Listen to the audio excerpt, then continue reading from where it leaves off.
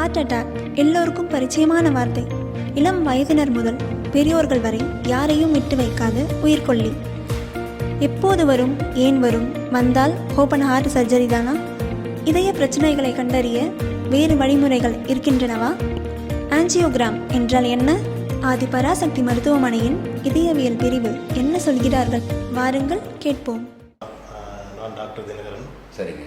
கடந்த ஒரு வருடமாக ஆதி பராசக்தி மருத்துவமனையில் இதயவியல் மருத்துவராக பணிபுரிந்து கொண்டிருக்கிறேன். Okay sir. ஆஞ்சியோகிராம் என்றது என்னென்னா, இப்போ சப்போஸ் ஒரு பேஷண்ட்டுக்கு வந்து நெஞ்சு வலி, ஆமாங்க. ஸோ அவருக்கு வந்து மற்ற ரிஸ்க் ஃபேக்டர்லாம் இருக்குது. ஓகே.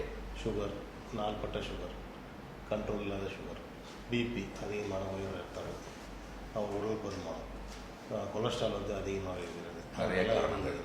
ஸோ இந்த மாதிரி பல பிரச்சனைகளால் இதய நோய் வரலாம். ஸோ இந்த இதய நோய் வந்து இருக்குதா இல்லையா அப்படின்றத தெளிவாக பார்க்குறதுக்கு best treatment, best diagnostic test வந்து ஆஞ்சியோகிராம் பரிசோதனை.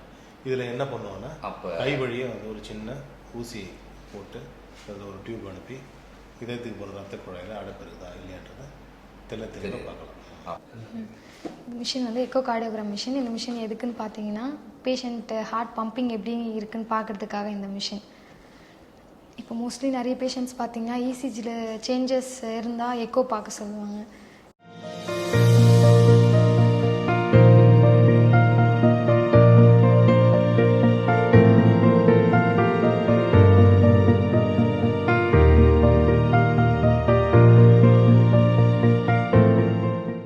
பிரச்சனை இருக்கா இல்லையான்றதை பார்க்கலாம்.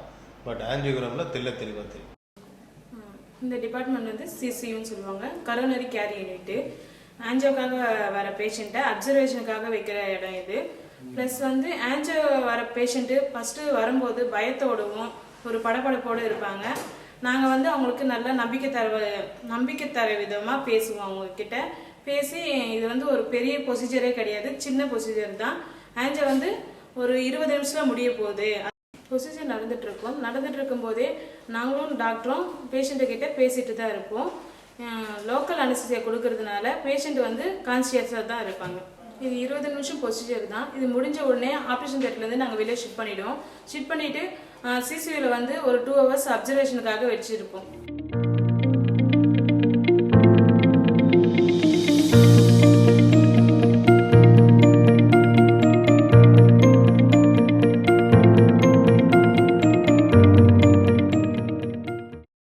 கேட்லாபில் இப்போ ப்ரொசீஜர் முடிக்குதுன்னா அடுத்த அப்சர்வேஷனுக்காக நாங்கள் சிசியூக்கு ரிசீவ் பண்ணுவோம். அதாவது coronary care unit. Further complication ஏதாச்சும் இருக்குமான்னு சொல்லி செக் பண்ணுறதுக்காக தான் இங்கே 1 or 2 அப்சர்வேஷன் வைப்போம். 1 or 2 hours அப்சர்வேஷன் வைப்போம். பேஷண்ட்டை ஃபஸ்ட்டு ரிசீவ் பண்ணி பெட்டில் படுக்க வச்சுருவோம். வச்சுட்டு மானிட்டர் எல்லாம் கனெக்ட் பண்ணிவிட்டு வைட்டல் சைன்ஸ் செக் பண்ணிவிடுவோம். பேஷண்ட் ஆல்ரெடியே வந்து 6 hours முன்னாடியே சாப்பிடாம இருக்கிறதால பசிக்குதுன்னு எப்போ பார்த்தாலும் சொல்லிகிட்டே இருப்பாங்க. அது இல்லாத வீட்டில் இருக்கிற ஆளை கூப்பிடுங்க, சாப்பாடு வாங்கிட்டு வர சொல்லுங்க அப்படின்னு சொல்லிகிட்டே இருப்பாங்க. ஸோ வந்து பேஷண்ட்டுக்கு ஸ்டார்டிங் சொல்லுவோம், இந்த மாதிரி ஃபஸ்ட்டு வந்து லிக்விட் தான் கொடுக்கணும், அதனால பால், ஜூஸ் அந்த மாதிரி தான் ஏதாச்சும் சாப்பிடணும்னு சொல்லும்போது பேஷண்ட் சொல்லுவாங்க, இல்லை எனக்கு பிரியாணி வேணும், சாம்பார் சாதம் வேணும், இந்த மாதிரி தான் சாப்பாடு கேட்டுகிட்டே இருப்பாங்க பேஷண்ட்டு. ஸோ வந்து அவங்களுக்கு எக்ஸ்பிளைன் பண்ணுவோம். ஃபர்ஸ்ட் எடுத்தோன்னே ஆல்ரெடியே நீங்கள் எம்டி ஸ்டமக்கில் இருக்கீங்க, எடுத்தோன்னே ஹெவி ஃபுட்டு சாப்பிட்டீங்கன்னா வாமிட்டிங் வரும், நாசியாக இருக்கும். ஸோ அதனால லிக்விட் டயட் ஸ்டார்டிங் சாப்பிடுங்கன்னு சொல்லிட்டு ஃபர்ஸ்ட் பால் சாப்பிடுங்க அப்படின்னு சொல்லிட்டு அவங்க அட்டெண்டரை வந்து பால் வாங்கிட்டு வர சொல்லிட்டு ஃபர்ஸ்ட் ஒரு கிளாஸ் பால் கொடுப்போம்.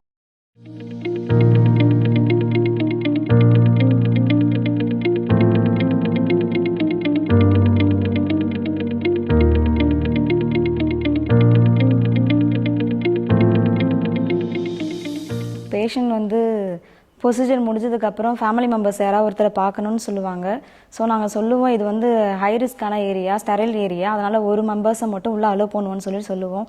அட்டெண்டர்கிட்ட போயிட்டு உங்களை பார்க்கணுன்னு சொல்லியிருக்காங்க, ஒருத்தர் மட்டும் வாங்க, ஸோ கேப், மாஸ்க்கு, கவுன் போட்டுட்டு வாங்க, இது ஸ்டெரைலான ஏரியான்னு சொல்லுவோம். உள்ளே வந்து பேஷண்ட் கிட்ட அட்டெண்டர் பேசிகிட்டு இருப்பாங்க. 1 or 2 minutes வந்துட்டு அவங்களுக்கு வந்து தைரியம் கொடுப்பாங்க. சரியாயிடுச்சு, நல்லா முடிஞ்சிருச்சு, பயப்பட வேண்டாம் அப்படின்னு சொல்லி 1 or 2 minutes பேச வைப்பாங்க. பேசி முடிச்சதுக்கப்புறம் சரிம்மா நீங்கள் வெளில வெயிட் பண்ணுங்கள், இதுக்கப்புறம் நெக்ஸ்ட்டு ரிப்போர்ட் பற்றி டாக்டர் உங்ககிட்ட எக்ஸ்பிளைன் பண்ணுவாங்க அப்படின்னு சொல்லிடுவோம்.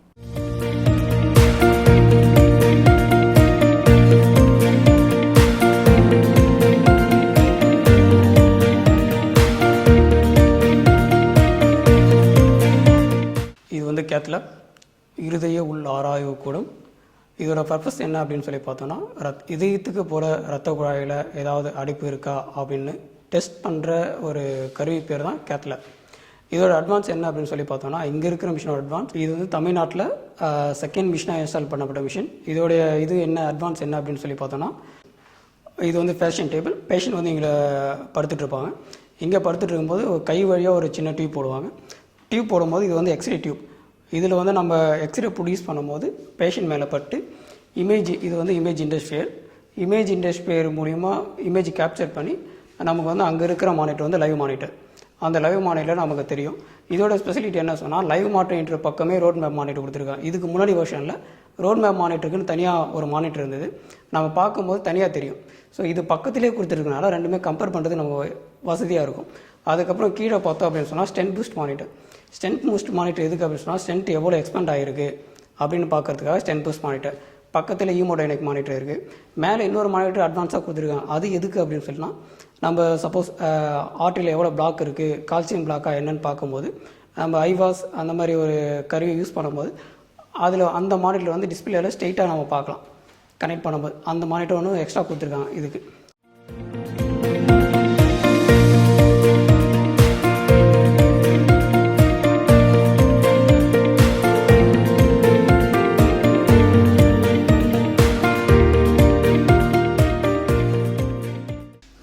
சரி, இது வந்து கன்சோல் ரூம்.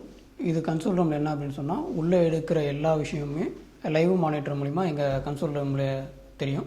இங்கே என்ன பண்ணுவாங்க சொன்னால், டாக்டர் வந்து கன்சோல் ரூமில் பேஷண்ட்டோடைய உறவினர்கள் வந்து எக்ஸ்பிளைன் பண்ணுறதுக்கு இந்த கன்சோல் ரூம் வச்சுருக்காங்க. இந்த மானிட்டர் வந்து லைவ் மானிட்டர்.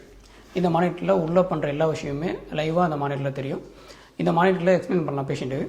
பக்கத்தில் இருக்கிற மானிட்டர் வந்து ரிவ்யூ மானிட்டர். அங்கே இருக்கிற எல்லா டேட்டாவுமே இந்த மானிட்டரில் வந்து ஸ்டோரேஜ் ஆகும். இந்த மானிட்டர் வந்து ரிவ்யூ மானிட்டர். இங்கே பக்கத்தில் இருக்கிற மானிட்டர் ஸ்டென்ட் பூஸ்ட் மானிட்டர். உள்ளே இருக்கிற ஸ்டென்ட் பூஸ்ட் மானிட்டர் வந்து இங்கே ஃபுல்லாகவே டிஸ்பிளே தெரியும். ஸ்டென்ட் எவ்வளோ எக்ஸ்பேண்ட் ஆகிருக்கு, இன்னும் எக்ஸ்பேண்ட் பண்ணணுமா இல்லை போதுமா, எல்லாமே இந்த மானிட்டர் தெரியும். பேஷண்ட்டோடைய உறவினர்கள் வந்து டாக்டரு இங்கே வந்து பேஷண்ட்டு ஆர்ட்டில் ஏதாவது அடைப்பு இருக்கா இல்லையா அப்படின்னு சொல்லிட்டு பேஷண்ட்டோடைய அட்டெண்டருக்கு வந்து தெளிவாக டாக்டர் வந்து இங்கே எக்ஸ்பிளைன் பண்ணுவார். இன்னொரு பேஷண்ட்டோடைய ஆர்ட்டில் பிளாக் இருந்தது அப்படின்னு சொன்னால் அதுக்கு வந்து மேற்கொண்டு என்ன அதுக்கான ட்ரீட்மெண்ட் வழிமுறைகள் என்னென்ன பண்ணலாம் அப்படின்னு சொல்லிட்டு பேஷண்ட்டுடைய நிலை என்ன அப்படின்னு சொல்லிட்டு டாக்டர் இங்கே தெளிவாக பேஷண்ட்டோட அட்டெண்டருக்கு வந்து எக்ஸ்பிளைன் பண்ணுவார். எக்ஸ்பிளைன் பண்ணிவிட்டு இப்போ மேற்கொண்டு ஆஞ்சியோபிளாஸ்டி பண்ணலாமா இல்லை வேறு ஏதாவது ப்ரொசீஜர் பண்ணலாமா அப்படின்னு சொல்லிட்டு டாக்டர் பேஷண்ட்டோடைய அட்டெண்டருக்கு வந்து தெளிவாக சொல்லுவாங்க. இதனால் என்ன அப்படின்னு சொன்னால், பேஷண்ட்டோடைய அட்டெண்டர் வேறு ஏதாவது பண்ணணுமா அப்படின்னு சொல்லிட்டு அவங்க முடிவெடுக்கிறது தெளிவான ஒரு வாய்ப்பாக இது அமையும்.